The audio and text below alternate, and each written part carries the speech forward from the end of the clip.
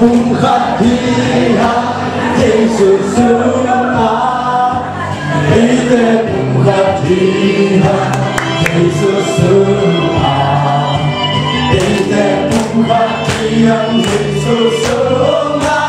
thế sự sướng à thế sự sướng à ấy thế bung khát đi ha thế sự sướng à một lẽ suy nghĩ khát đi ha Tâm chẳng thể bằng nhìn na Chẳng đâu phát về xuân ta Hãy bắn đi đón ngò mì Cùng lễ duy kỳ gặp đi hơn Tâm chẳng thể bằng nhìn na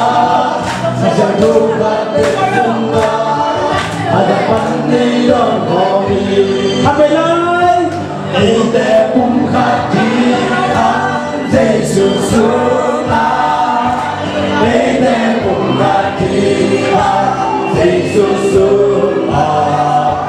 Ý tế bùng khát đi hát Dây sự sướng ta Dây sự sướng ta Dây sự sướng ta Ý tế bùng khát đi hát Dây sự sướng ta Cùng lễ duy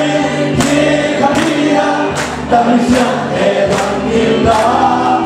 Chẳng không phải về xuân ta Hãy bắn đi đón có mì Cùng lễ duy kỳ khát đi hát Tâm chẳng thể bằng nhìn đó Chẳng không phải về xuân ta Hãy bắn đi đón có mì